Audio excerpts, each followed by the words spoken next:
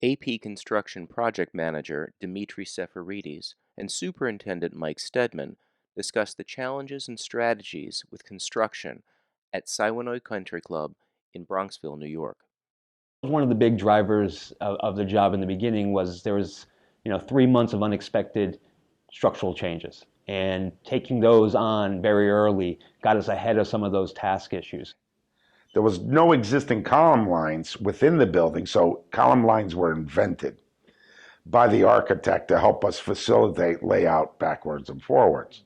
We shored this building from the basement all the way up to the second floor, took out the existing framing and slid in a new structure, which we slid in from outside the other addition across the whole facility, jacked it up into place, and then closed it all in and made it look like it does now. When this was originally constructed, asbestos was a standard construction material. There was a lot of asbestos insulation around all the existing infrastructure, and I think that was the biggest need, right? We need to take care of that, contain and remove it. That portion of work, I think, was the most important, only for the safety of our employees here, but also for the club itself. It was something that was needed to be done.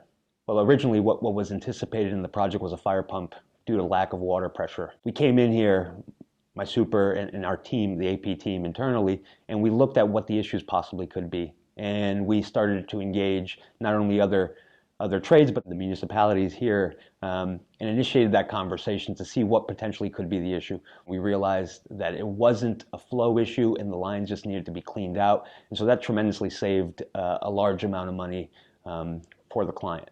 Now, that savings, as much as we would wish to give it back to the client, unfortunately, it went into the structure of the building. A lot of the structure was in disrepair. And we realized it from early on during the demo that this needed to be addressed. And we brought it to the client's attention.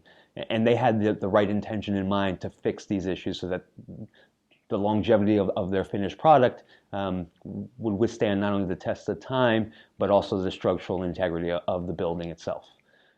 The back of house, for me, is the lifeline of a project. It kind of drives everything.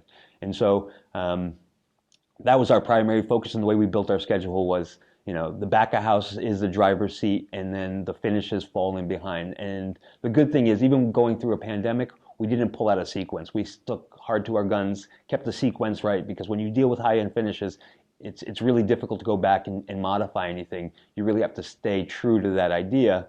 And I think between the construction and the design team, we held true to those finishes in their original design, and I think that's why this project came out so well.